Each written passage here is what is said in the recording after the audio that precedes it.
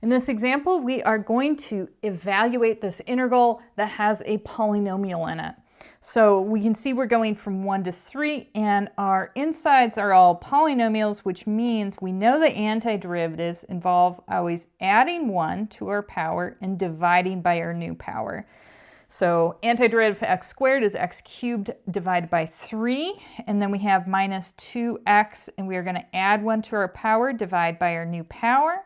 And lastly, we will add 1 to our power, which, if you're starting off with a constant, means that you just attach an x to it.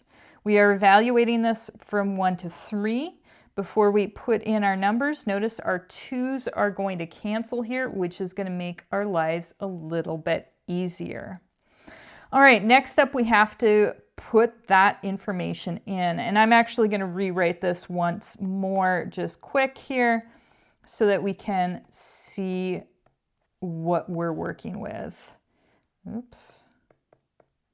There we go. Minus 4x, and we are going from 1 to 3. So we're going to punch in 3 first. 3 cubed over 3 minus 3 squared minus 4 times 3. And it's good to do problems like this to practice your algebra skills. A lot of students do just fine with the calculus in calculus classes, but struggle with the algebra. All right, you'll notice I put big square brackets so that we remember to distribute our negative sign. All right, let's start off with the fact that we've got a 3, and then we've got 3 3's, so that is going to give us a 3 squared there. 3 squared is 9. Minus 3 squared, 9.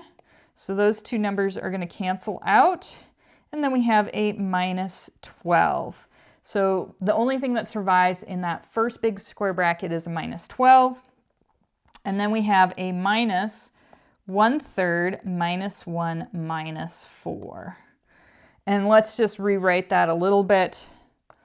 Clean that up. That is going to be minus 12 minus 1/3, and we'll put that 4 and 1 together to get a minus 5. Let's distribute that negative sign inside now so that we make it a little bit easier on ourselves. Plus 5. Negative 12 plus 5 gives us a negative 7 minus 1/3. We now need a common denominator of 3. So we are going to multiply both top and bottom by 3. 3 times 7 is 21, minus 1/3. So this is going to give us a negative 22 over 3. And there is our solution. Thanks for listening.